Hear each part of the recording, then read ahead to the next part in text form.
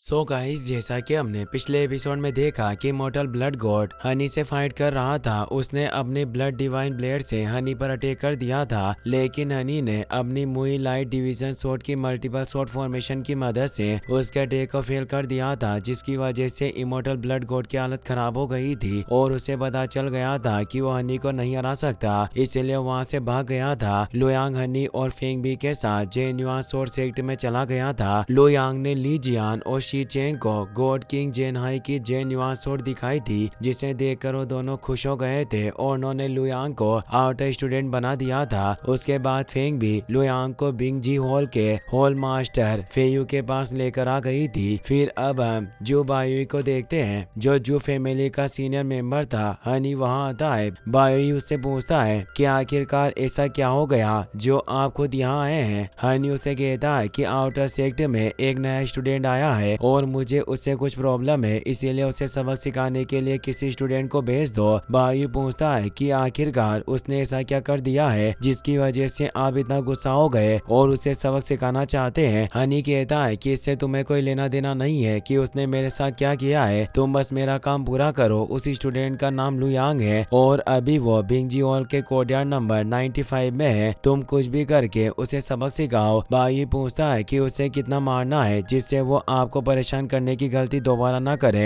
हनी कहता है कि उसे ज्यादा मारने की जरूरत नहीं है, पर तुम सबके सामने उसकी बेइज्जती करना ताकि उसे अपने किए का पछतावा हो और वो कभी भी ऐसी बेवकूफी करने की कोशिश ना करे। तुम्हें उसका घमंड खत्म करना है। बायोई कहता है कि मैं आपकी बात समझ गया हूँ, मैं उसकी ऐसी बेइज्जती करूंगा कि वो कभी भी आपके सामने सर उठाकर बात नहीं करेगा। ये कहकर बायोई वहाँ से चला जाता है। फिर हम लुयांग को देखते हैं, वो फेयू के साथ बिंगजी हॉल में आ जाता है। फेयू कहता है कि तुम्हें देखकर कोई नहीं बता सकता कि तुम ग्रैंड मास्टर के वंशज हो। तुम कितने लकी हो जो तुम्हें ग्रैंड मास्टर की ब्लड लाइन मिली है। मैं खुश हूँ कि मुझे ग्रैंड मास्टर के वंशज से मिलने का मौका मिला है, ये मेरे लिए बहुत बड़ी बात है। लुयांग कहता है कि तुम बहुत ही अच्छे हो और इन सब के लिए तुम्हारा शुक्रिया, पर मुझे बताओ कि मैं किस जगह पर रहूंगा। फेयू कहता है कि तुम्हें मिलाकर कोर्टयार्ड 95 में टोटल 9 स्टूडेंट है। रूम नंबर 1 में हेड जू लुओ है। अगर तुम्हें कोई परेशानी हो तो तुम उससे इसके बारे में बता सकते हो, वो तुम्हारी परेशानी को दूर कर देगा। लुयांग कहता है कि सीनियर फेंगबी ने मुझे बताया था कि आउटर स्टूडेंट्स अपनी रैंकिंग के हिसाब से शॉट टावर में कल्टिवेशन कर सकते हैं, तो क्या मेरी रैंकिंग के हिसाब से मैं शॉट टावर में जाकर कल्टिवेशन कर सकता हूँ। फेयू कहता है कि तुम अभी अभी शॉट सेक्ट में आए हो और अभी से शॉट टावर में कल्टिवेशन करने के बारे में क्यों सोच रहे हो। शायद तुम्हें पावरफुल बनने की बहुत जल्दी है, पर हर कोई जल्दी पावरफुल नहीं बन सकता, इसीलिए तुम्हें आराम से आगे बढ़ना होगा। टॉप 100 आउटर स्टूडेंट्स आसानी से शॉट टावर के सेकंड फ्लोर पर जाकर अपना कल्टिवेशन कर सकते हैं, मगर तुम अभी अभी सेक्ट में आए हो, इसीलिए तुम्हें कुछ वक्त वेट करना होगा। तुम वेटिंग लिस्ट में अपना रजिस्ट्रेशन करवा सकते हो। जैसे ही तुम्हारा नाम आएगा तुम शॉट टावर के फर्स्ट फ्लोर पर जाकर कल्टिवेशन कर सकते हो। लुयांग पूछता है कि मैं रैंकिंग में कैसे जा सकता हूँ। क्या रैंकिंग में जाने के लिए मुझे दूसरे स्टूडेंट्स को डायरेक्ट फाइट के लिए चैलेंज देना होगा, या कोई ऐसा तरीका है जिसकी मदद से तेजी से अपनी रैंकिंग बढ़ा सकूं। फेयू कहता है कि एक तरीका है जिसकी मदद से तुम आगे बढ़ सकते हो, पर तुम्हारा लेवल काफी कम है, तो हो सकता है कि वो स्टूडेंट तुम्हारा चैलेंज एक्सेप्ट ना करे। अगर तुम जल्दी और आसानी से आगे बढ़ना चाहते हो तो अपने लेवल के स्टूडेंट्स को चैलेंज करो। लुयांग कहता है कि ये सब बातें बताने के लिए तुम्हारा शुक्रिया, तुम्हारी मदद से मुझे सेक्ट के बारे में बहुत सी बातें पता चली है। अब मैं अपने रूम में जा रहा हूँ। यह कहकर लुयांग अपने रूम में आ जाता है। कोर्टयार्ड 95 का हेड जू लुओ लुयांग को देख लेता है। वो अपने साथी डिंग से कहता है कि मुझे नहीं लगता कि ये बेवकूफ ज्यादा स्ट्रॉन्ग होगा, इसीलिए तुम खुद इसे संभाल सकते हो। दरअसल बायोई के कहने पर जियो लुयांग को सब सिखाने के लिए ये सब कर रहा था। डिंग लुयांग के रूम के बाहर जाकर उसका डोर नॉक करता है और उसे बाहर बुलाता है। लुयांग बाहर आता है। वो पूछता है कि तुम्हें क्या चाहिए, तुम किस लिए यहाँ आए हो। डिंग कहता है कि तुम बहुत ही ज्यादा घमंडी हो और तुमने बहुत बड़ी गलती कर दी है। तुमने सीनियर हनी को परेशान किया है। इन सब चीजों की सजा देने के लिए मैं यहाँ आया हूँ। ये कहकर डिंग लुयांग को पंच मारने के लिए जाता है, पर लुयांग आसानी से उसके अटैक से बच जाता है। डिंग फिर से उस पर अटैक करने लगता है, लेकिन लुयांग अपने मैजिक पंच से उस पर अटैक कर देता है, जिसकी वजह से डिंग दूर जाकर गिरता है और उसे काफी चोट लगती है, जिससे वो बेहोश हो जाता है।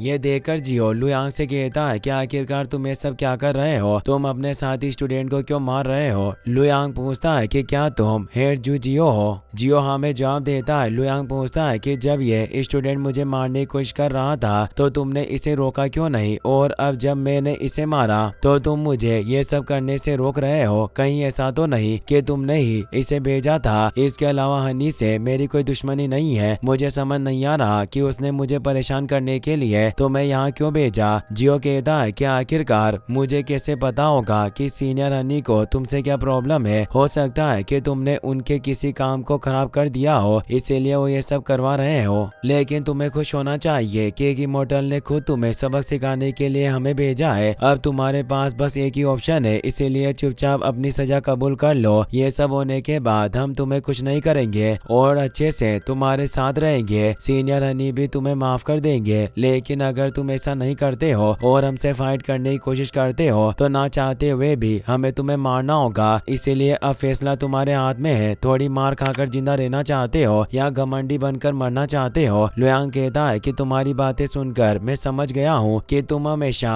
अपने जूनियर को परेशान करते होगे और अपने फायदे के लिए उनकी पावर का गलत यूज करते हो। लेकिन तुम कुछ भी कर लो, मैं कभी भी तुम जैसे कमजोर के हाथ से मार नहीं खाऊंगा। अगर तुमने मुझसे फाइट करने की कोशिश की तो तुम्हारी हालत खराब हो जाएगी और तुम्हें अपने डिसीजन पर अफसोस होगा। इससे गुस्सा होकर जियो अपने साथी बुकी को लुयांग पर अटैक करने के लिए कहता है। बुकी अपनी मल्टीपल सोर्स से लुयांग पर अटैक करता है पर लुयांग उसके सारे अटैक से बच जाता है। वो कहता है कि तुम अपनी हद पार कर रहे हो। मुझे तुम लोगों से कोई प्रॉब्लम नहीं थी पर तुमने जानबूझकर मुझे परेशान किया, इसके लिए मैं तुम्हें माफ नहीं कर सकता। बुकी उसकी बातों पर ध्यान नहीं देता और उस पर अटैक करने के लिए आता है पर लुयांग उसके अटैक से बच जाता है। वो अपने मैजिक से बुकी पर अटैक करता है। बुकी उसके अटैक से बचने की कोशिश करता है मगर इसका फायदा उठाकर लुयांग उसका हाथ पकड़ लेता है जिससे उसे बहुत दर्द होता है। जियो लुयांग से कहता है कि उसे कुछ मत करना वरना मैं तुम्हें जिंदा नहीं छोड़ूंगा। यह सुनकर लुयांग बुकी को पकड़कर जियो की तरफ फेंक देता है पर जियो से साइड में गिरा देता है। जियो कहता है कि मैं नोबल जू फैमिली का मेंबर हूँ, तुमने मेरी बेइज्जती करने की हिम्मत की है, इसके लिए मैं तुम्हें माफ नहीं कर सकता। शायद तुम्हें मरने की बहुत जल्दी है। लुयांग कहता है कि इससे कोई फर्क नहीं पड़ता कि तुम जू फैमिली के मेंबर हो। मैं भी ग्रैंड मास्टर का वंशज हूँ पर मैंने कभी भी ग्रैंड मास्टर के नाम पर दूसरे लोगों को परेशान नहीं किया है। तुम एक बेवकूफ हो जो अपनी फैमिली के नाम पर दूसरे लोगों को परेशान करते हो। यह बात सुनकर बुकी चौंक जाता है। यह सब सुनकर डिंग को भी होश आ जाता है। वो कहता है कि शायद हम लोगों ने किसी गलत स्टूडेंट से पंगा ले लिया है। बेहतर होगा कि हम इससे माफी मांगकर सारा मैटर यहीं खत्म कर दें वरना सेक्ट लीडर हमें सेक्ट से भी बाहर निकाल देंगे। इससे जियो को बहुत गुस्सा आता है। वो कहता है कि अगर एक ग्रैंड मास्टर का वंशज होता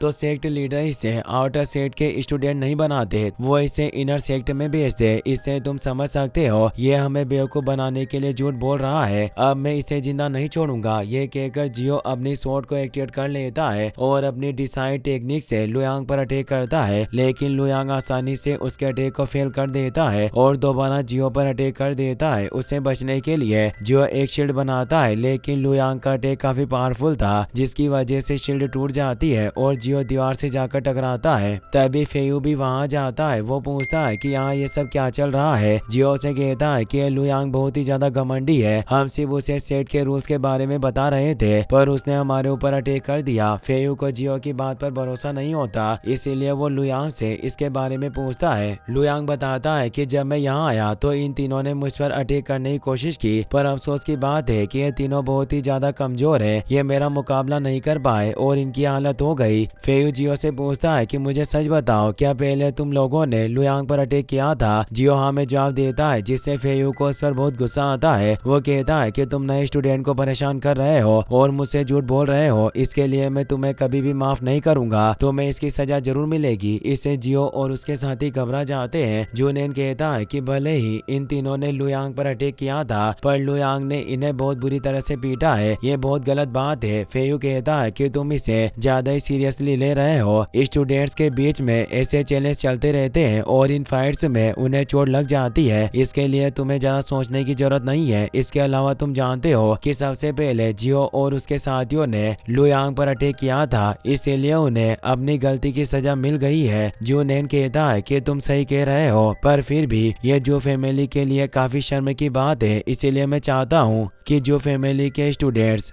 लुयांग के साथ फाइट करके उसे हरा है ताकि हमारी फैमिली की बेइज्जती ना हो। वो जुयिंग को लुयांग से फाइट करने के लिए वहां बुलाता है। उसे देखकर एक स्टूडेंट कहता है किंग बिंगजी हॉल में 5th रैंक पर है और अब मुझे नहीं लगता कि लुयांग उसका सामना कर पाएगा। इसी के साथ ये एपिसोड यहीं पर खत्म हो जाता है। गाइस, अगर आपको वीडियो पसंद आया हो तो इस वीडियो को लाइक करने के साथ साथ चैनल को सब्सक्राइब जरूर कर लेना। मिलते हैं नेक्स्ट वीडियो में। Thanks for watching.